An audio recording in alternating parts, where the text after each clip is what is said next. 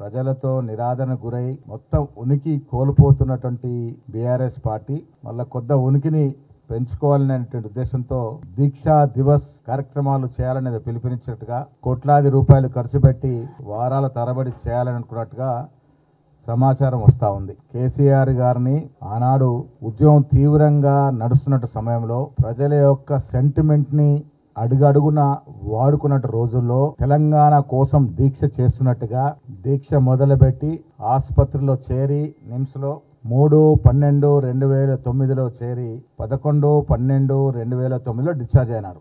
ఇలా వాళ్ళు గొప్పగా చెప్పుకొని దీక్షా దివస్ పేరిట మళ్ళీ కొంత సెంటిమెంట్ ని రాజేసే ప్రయత్నం చేస్తున్న తరుణంలో నేను ముందుకు రావడం జరిగింది. కాదు అదర్వైజ్ ఎప్పుడు 2009లో ముగిసిన అధ్యాయం దాని గురించి మాట్లాడాల్సిన అవసరం లేదు. ఆనాడు ఏ రకంగా దీక్ష జరిగింది, ఆనాడు కూడా మా ఉత్తమ్ కుమార్ రెడ్డి గారు, రేవంత్ రెడ్డి గారు ఆధారంతో బయటపెట్టినా ప్రజలు నమ్మలేదు. ఎందుకంటే ఆ దీక్ష చేసిన సమయం అటువంటిది, బాగా సెంటిమెంట్ ఉరుతున్న సమయం. కేసీఆర్ గారు దీక్ష చేశారు, పులి నోట్లో తల పెట్టారు కాబట్టి తెలంగాణ వచ్చిందట. కేసీఆర్ గారు చేసిన దీక్ష అదొక నాటకం. దీక్ష వల్ల తెలంగాణ రాలే, తెలంగాణ సోనియా గాంధీ వల్ల వచ్చింది. దీక్ష 3 నుంచి 11 8 రోజుల్లో దీక్ష విరమణ చేశారు, పలాయనం చిత్తగించారు. అప్పుడు ఉస్మానియా యూనివర్సిటీ మొదలుకొని అన్ని యూనివర్సిటీ విద్యార్థులు, యువకులు, అందులోనూ దళిత బిడ్డలు, బీసీ, ఎస్సీ, ఎస్టీ బిడ్డలు ఉద్యమాన్ని చేపట్టిన సందర్భం.